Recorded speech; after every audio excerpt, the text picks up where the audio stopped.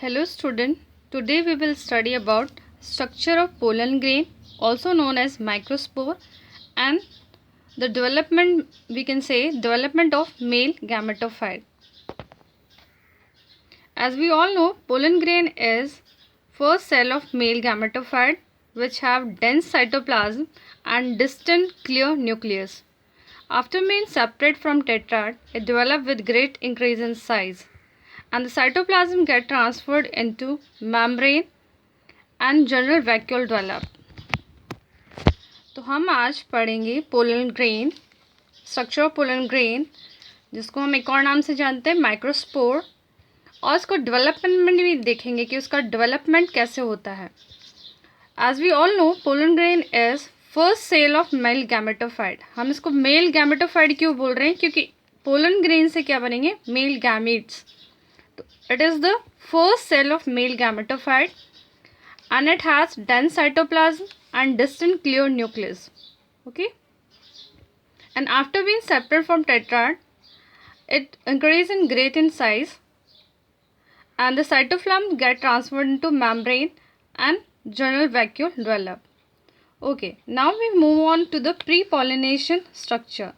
What happened to the microspore before pollination? The pollen grain has nucleus and dense cytoplasm which is covered by two distant wall.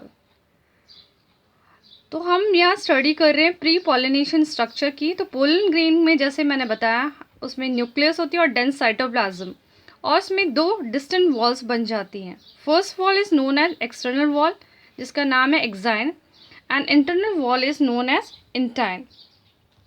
We study it later. Okay, the first wall is external wall जो है exine, which is thick, rough and has many different type of ornamentation, and this ornamentation can be net like, grooved and spinous. जो external wall exine वो thick होती है, rough होती है, उसमें कई तरीके ornamentation पाई जाती हैं. वो ornamentation जो है वो net like हो सकती है, groove हो सकती है, and they can be spinous. मैं आपको कुछ डायग्राम शो कर देती हूँ कुछ पोलन ग्रेन्स की. यू कैन सी, ये देखिए,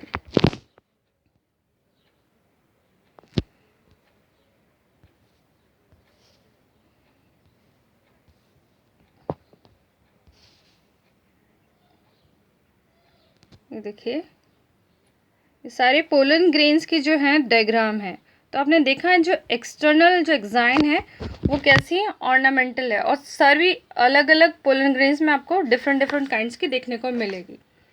ओके, नेक्स्ट इज एक्साइन जो होती है, it is made of sporopollenin. Very important कि एक्साइन जो है it is made of sporopollenin which is one of the most resistant organic material known and which cannot be destroyed physically and chemically. It can withstand high temperature and strong acid and alkali. समझने की कोशिश कीजिएगा. It is very important and many times question are asked from this. In board examination many question are form from this topic. तो exine जो है वो किसकी बनी होती है? स्पोरोपोलिन की.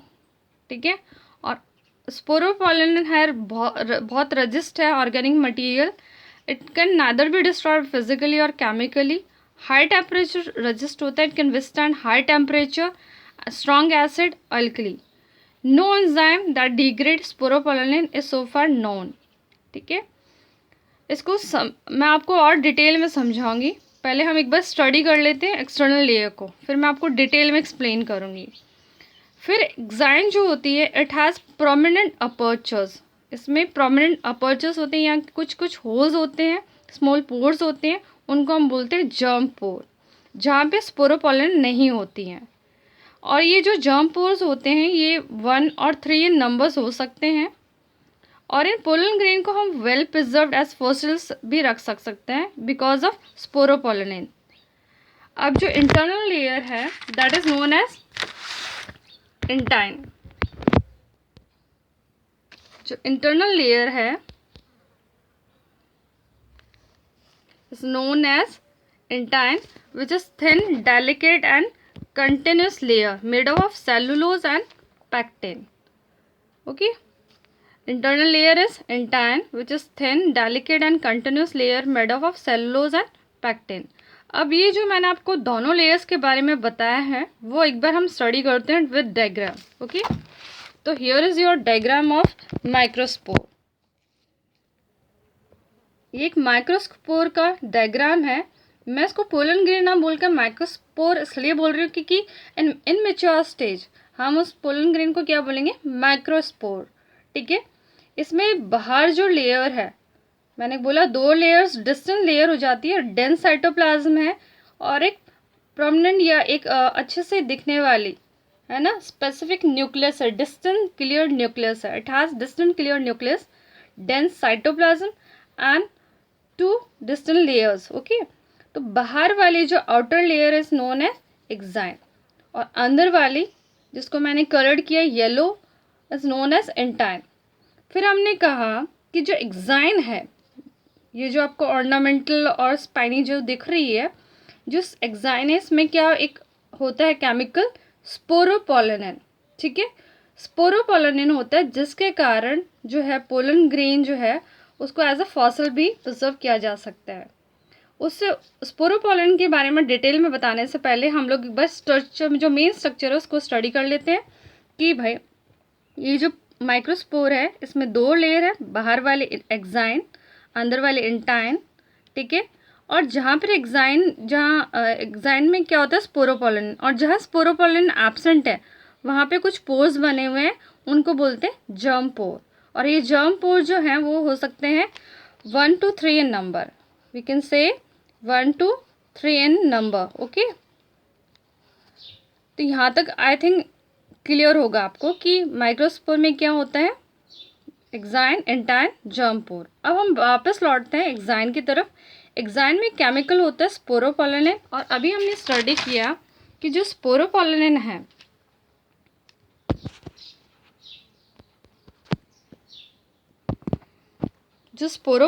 है वो बहुत resistant, most resistant organic material है और ना वो फिजिकली डिस्ट्रॉय हो सकता है ना केमिकली. इसको समझने की कोशिश कीजिए. अगर स्पोरोपोलेनिन है यानी अगर किसी पोलन ग्रेन को किसी एनिमल ने चू कर लिया या उसको खा लिया है तो वो आपको पता है वो कहाँ जाएगा, एलिमेंट्री कैनाल में जाएगा. ठीक है, उसके डाइजेस्टिव सिस्टम में एंटर करेगा और डाइजेस्टिव सिस्टम में क्या होती है, बहुत सारी एंजाइम्स होती हैं.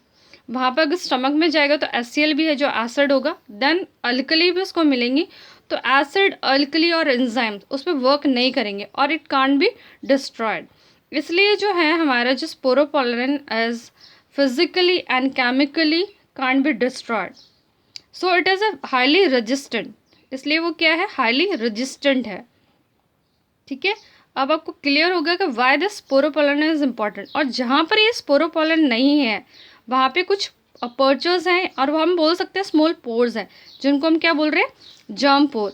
आगे इस जर्म पोर से क्या फॉर्म होगी, पोलन ट्यूब. पॉलिनेशन में जब होगा, पॉलिनेशन जब पोलन ग्रेन जाके स्टिग्मा पे स्टिक करेगा तो यहाँ से इस जर्म पोर से क्या अराइज होगी, पोलन ट्यूब्स. ठीक है, तो यहाँ पर इतना आपको क्लियर हो जाना चाहिए कि बाहर वाली लेयर एक्साइन, अंदर वाली इंटाइन, और ठीक है एक्साइन में जो है स्पोरोपोलेनिन होता है. और इसीलिए जो पोलन ग्रेन्स होते हैं वो well preserve as a fossils होते हैं. I think I made it clear. Now next thing, apart from exine and intine, pollen grain also have a pollen kit in it. अब देखिए ये एक्साइन, इंटाइन और germ pore के अलावा इनमें क्या होते हैं, पोलन किट. अब ये पोलन किट किन में होते हैं, उन फ्लावर्स में जो पॉलिनेटेड होते हैं बाय इंसेक्ट्स. किसके द्वारा पॉलिनेटेड हो रहे हैं, इंसेक्ट्स के. और हमें पता है कि जो फ्लावर्स जो हैं वो इंसेक्ट से पॉलिनेटेड हो रहे हैं तो उनमें दो स्पेशलिटी होती है. फर्स्ट इज़ वो बहुत ब्राइट कलर्ड के होते हैं या उनमें फ्रेगनेंस बहुत स्ट्रांग होता है ना. और ये फ्रेगनेंस और जो कलर है, अट्रैक्टिव कलर्स है, they are all for to attract insects. ठीक है, तो अब अगर आपको पता है कि फ्रेगनेंस है, ऑब्वियस है, तो वहाँ पे कुछ परफ्यूम या हम बोल रहे हैं फ्रेगनेंस है तो वो किसके कारण होगा, there must be some oily layer in it तो that oily layer is known as pollen kitt. ठीक है, तो ये पोलन किट वहाँ पर होती है और फ्लावर्स के अंदर एक ऑयली लेयर है और उसको हम बोलते हैं pollen kit. And this pollen kit have is own colour, stickiness and smell. ठीक है, ऑब्वियस है उसमें कुछ कलर होगा और हर फ्लावर का अपना अपना कलर है, तो पोलन किट में अपना अपना उसका अलग कलर होगा। Stickiness so that can insect get stick to it. ठीक है, और स्मेल होगी तभी तो इंसेक्ट अट्रैक्ट होंगे। और इस पोलन किट के जो फंक्शंस हैं, अब क्लियर ही हमें फंक्शंस कि इट्स कलर और smell help to attract insects. इसमें जो कलर है और स्मेल जो है इंसेक्ट्स को अट्रैक्ट करेंगी। Its sticky nature help to stick the body of the insect, it is I made it clear before. And it protect pollen grain from UV rays. Most important कि जो pollen kit होगा it help pollen grain to protect it from UV rays. Next जो most important है, हमने कहा exine जो है, exine की हम बात कर रहे हैं कि पोलन उसमें कुछ प्रोटीन सिक्रेशंस भी होती हैं। जो टैपेटम से ये जब लेता है अपना न्यूट्रिशन, तो वहाँ से कुछ प्रोटीन सिक्रेशंस भी होती हैं और वो स्टोर हो जाती है, कुछ जो ग्रूव्स बने होते हैं, कुछ एम्प्टी स्पेसेस जो होती है एग्जाइन में वहाँ पर। ठीक है, तो I read it for you. The pollen protein secretion from gametophyte and tapetum are store in the grooves और एम्प्टी स्पेसेस इन एग्जाइन। और जैसे ये कांटेक्ट करते हैं मॉइस्चर के, ये एनवायरनमेंट स्प्रेड हो जाते हैं और वेरियस एलर्जीज कॉज करती है ह्यूमन के लिए। और कई लोगों में ये जो एलर्जीज होती हैं क्रॉनिक रेस्पिरेटरी डिसऑर्डर्स को क्रिएट करती है, that is asthma and bronchitis. Okay, तो many protein secretion from gametophyte and tapetum are stored in the grooves or empty spaces in an exine. On contact with moisture, they spread in atmosphere and causes various allergies to human. In some people, often leading to chronic respiratory disorder like asthma and bronchitis. And और जो है इसमें most important है कि ऐसी जो है parthenium plant है, उसके पोलन ग्रेन से भी बहुत सारी एलर्जीज हम देखी गई हैं। मोस्टली जो एलर्जीज हैं वो उससे देखी गई हैं। और this parthenium is commonly known as carrot grass, in Hindi गाजर घास। ठीक है,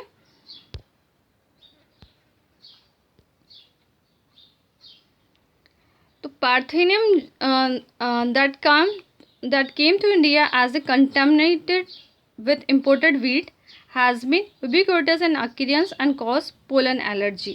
जो पार्थेनियम है, जब इंडिया में वीट इंपोर्ट किया गया था, उसमें एज अ वीट जो है वैसे ही आ गया था और ये ग्रास के रूप में ग्रो हुआ और ये कंटिन्यू ग्रो होता है स्पेसिफिक एरिया में इन लार्जर नंबर। ठीक है, ग्रो करता है और इसके जो पोलन्स होते हैं that cause pollen allergy to humans. Okay, it is very important. Many questions are asked on this topic. Okay, now we will move on to the structure. I hope I made it clear till now here.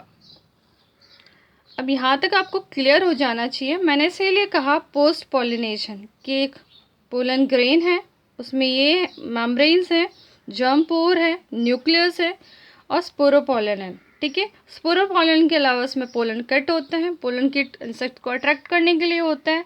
उसके अलावा कुछ protein secretions होती हैं exine के अंदर, जो यहाँ कुछ ग्रूव्स वगैरह में जम जाती हैं और बाद में जाके जो ग्रूव ये जो है, जब मॉइस्चर उसको मिलता है तो मॉइस्चर के कारण ये एटमॉस्फेयर में जो है वो स्प्रेड हो जाती हैं और हमें और ह्यूमंस को क्या करती हैं, एलर्जीज जो है वो क्रिएट करती हैं।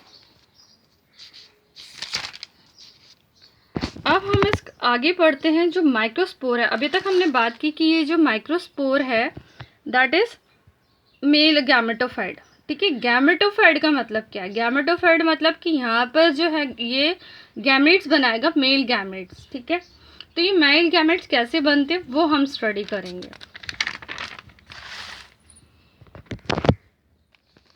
तो डेवलपमेंट ऑफ मेल गैमेटोफाइट, तो यहाँ पर क्या होता है माइक्रोस्पोर में, the cytoplasm of the cell और pollen grain is surrounded by plasma membrane. हम देखते हैं कि धीरे धीरे जो साइटोप्लाज्म है पोलन ग्रेन की, वो वहाँ पर क्या होती है, एक प्लाज्मा मेम्ब्रेन से सेपरेट हो जाती है और फिर वहाँ पर the nucleus of microspore divided by mitotic division to form a big vegetative cell and small generative cell. ठीक है, यहाँ जो साइटोप्लाज्म होती है सेल की या पोलन ग्रेन की, वो डिवाइडेड हो जाती हैं।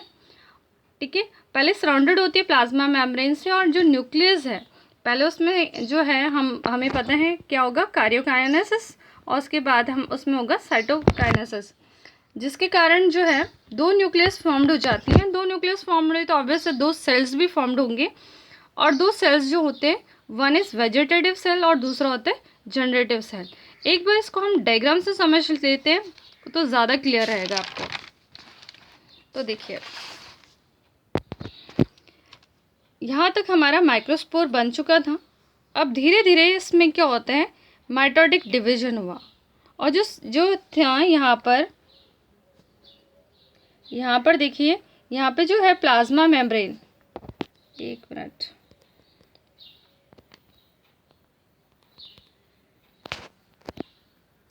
यहाँ पर जो है प्लाज्मा मेम्ब्रेन फॉर्म्ड हो जाती हैं, और हम देखते हैं कि साइटोप्लाज्म के अंदर बड़े बड़े वैक्यूल्स फॉर्म्ड हो गए हैं। ठीक है, लास्ट में जब इसमें नेक्स्ट में जो न्यूक्लियस है इसमें क्या होगा, माइटोटिक डिवीजन होगा। ठीक है, इसमें माइटोटिक डिवीजन हुआ, और माइटोटिक डिवीजन के कारण हमें पता है यहाँ पे इसमें माइटोटिक डिवीजन हुआ, और डिवीजन के कारण क्या हुआ, पहले कार्योकाइनेसिस, ऑब्वियस है कि न्यूक्लियस में डिवीजन हुआ तो न्यूक्लियस दो में डिवाइड हुई, और यहाँ पर न्यूक्लियस में डिवाइड हो रहा है। ठीक है, सेल नहीं डिवाइड हो रहा है, न्यूक्लियस डिवाइड हो रही है। जब न्यूक्लियस डिवाइड हुई तो यहाँ पे अनइवन डिवीजन हुआ, एक बड़ा एक सेल, जो दो सेल्स बने, पहले ये समझ लीजिए दो सेल, एक है vegetative cell, second one is generative cell. जो वेजिटेटिव सेल है उसमें डेंस साइटोप्लाज्म है, और जनरेटिव सेल में कम साइटोप्लाज्म है। ठीक है, आई होप कि आपको क्लियर होगा। मैं फिर से रिपीट कर दूं, यहाँ पे जो था न्यूक्लियस थी, न्यूक्लियस में माइटोटिक डिवीजन हुआ, डिवीजन के कारण एक सेल बना वेजिटेटिव सेल जो बड़ा है, बिग इन साइज, एंड छोटा हम बोल सकते हैं अभी जनरेटिव सेल। और इस जनरेटिव सेल में यहाँ देखिए प्लाज्मा मेम्ब्रेन डेवलप हो गई जो इन दोनों को अलग कर रही है। और ये देखिए, और ये जो जनरेटिव सेल है वो स्पिंडल शेप्ड है, और ये बड़ा सा सेल जो है वेजिटेटिव सेल है। ओके, इसको हम एक फ्लो चार्ट से समझ लेते हैं कि माइक्रोस्पोर था। ठीक है, मैं अब अगेन बोल रही हूँ माइक्रोस्पोर यानी इन मैच्योर स्टेज में, उसमें माइटोटिक डिवीजन हुआ। माइटोटिक डिवीजन से दो सेल बने, larger cell vegetative cell, smaller cell generative cell.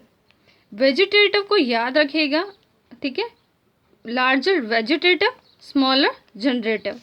जो लार्जेस्ट वेजिटेटिव सेल है ऑब्वियसली उसमें मोर साइटोप्लाज्म होगा, और उसमें न्यूट्रिएंट कंटेंट ज़्यादा है, यानी फूड कंटेंट ज़्यादा है। उसमें जो न्यूक्लियस होती है वो उसकी इरेगुलर शेप्ड होती है। स्मॉल वाला है जो है वो है जनरेटिव सेल, जिसमें ट्रांसपेरेंट साइटोप्लाज्म होती है। और ठीक है, अभी मैं इसके बारे में आगे बताऊंगी माइटोटिक डिवीजन मैंने क्यों लिखा है।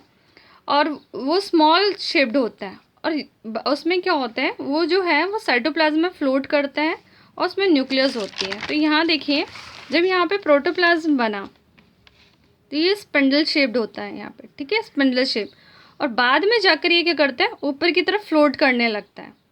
ये जो है जनरेटिव सेल, ये ऊपर की तरफ फ्लोट करने लगता है और यहाँ पर आ जाता है, इसलिए मैंने लिखा वहाँ पे फ्लोट करने लगता है।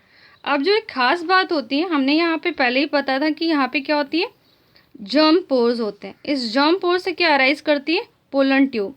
लेकिन ये वाला जो स्टेज है ये कब आता है, जब पोलिनेशन स्टार्ट हो जाता है। ज़्यादातर प्लांट्स में यानी 60% ऑफ एंजियोस्पर्म में जब ये दो सेल बन जाते हैं, एक वेजिटेटिव सेल और एक जनरेटिव सेल, ये दो सेल स्टेज बन जाती है, तब क्या होते हैं, पोलन ग्रेन शट डाउन हो जाते हैं। द डिहांसेस फ्रॉम एंथर वॉल, ठीक है, उन एंथर वॉल से ब्रेक होकर ये दोनों, ये जो टू सेल स्टेज पे जब होते हैं ये शट डाउन हो जाते हैं मोस्टली 60% ऑफ एंजियोस्पर्म। ठीक है, जब 60% एंजियोस्पर्म में जब ये दो सेल बन जाते हैं, one is vegetative generative cell, तो ये जो है ये मैच्योर्ड स्टेज पे आ गया है। It is known as matured pollen grain. और ये जब मेच्योर पोलन ग्रेन हो गया तो ये शट डाउन हो जाता है एंथर वॉल से, ठीक है। अब ये देखिए, अब आगे क्या होता है, जब यहाँ पर ये यहाँ तक है प्री पॉलिनेशन तक, अब ये पॉलिनेशन हुआ, ठीक है, और ये जाके स्टिग्मा पे चिपक गया पोलन ग्रेन, तब यहाँ पे जो जर्म पोर थे उस जर्म पोर से क्या राइज हुआ, पोलन ट्यूब, ठीक है, पोलन ट्यूब बनी। और यहाँ पर हमने क्या कहा, यहाँ पे जो जनरेटिव सेल था वो जनरेटिव सेल्स क्या हो गया, अगेन उसमें माइटोटिक डिवीजन हुआ और उससे हमें क्या मिल गए, 2 मेल गैमेट्स। इसीलिए हम बार बार इसको क्या बोल रहे थे, मेल गैमेटोफाइट, और गैमेटोफाइट यानी इससे मेल गैमेट्स बनेंगे। तो यहाँ पर जाके क्या बने, 2 मेल गैमेट्स बने जो आगे जाके फर्टिलाइजेशन करेंगे। और ये जो वेजिटेटिव सेल है इससे ये लोग अपना न्यूट्रिशन लेंगे, ठीक है। और ये इस कैसे शेप में हो जाते हैं, ये स्पिंडल शेप्ड हो जाते हैं, ये लॉन्गेटेड हो जाते हैं, so that they can float in this pollen tube, okay. अब एक खास बात हमने यहाँ समझा कि larger one was vegetative cell and small cell was generative cell. Larger, that is vegetative cell, has more cytoplasm and nutrient in it, and generative cell which have transparent cytoplasm undergo mitotic division and became two-celled, or we can say 2 male gametes are formed. And in mostly 60% of angiosperm, pollen are shut down at this stage, at 2-celled stage. जब 2-celled stage बनती हैं तो mostly जो 60% of angiosperm में pollen shade हो जाता है।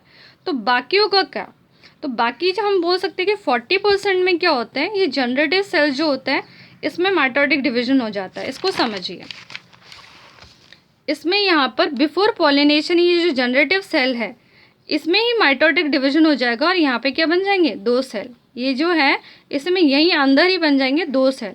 तो कितने सेल हो गए, 1, और यहाँ अगर 2 सेल हो गए तो क्या हो गए, 3 सेल्ड, ठीक है। तो ये बिफोर पॉलिनेशन ही इसमें क्या हो जाएंगे, 3 सेल स्टेज बन जाएगा यहाँ पर, कि यहाँ पे जो होगा जनरेटिव सेल्स जो होंगे वहाँ पे माइटोटिक डिवीजन होगा और वहाँ पे क्या बन जाएंगे, 2 मेल गैमेट्स पोलन ग्रेन के शट डाउन से पहले, और ये स्टेज क्या कहलाएगी, 3 सेल्ड स्टेज, ठीक है। और इसी के साथ हमारा टॉपिक ख़त्म होता है। Thank you.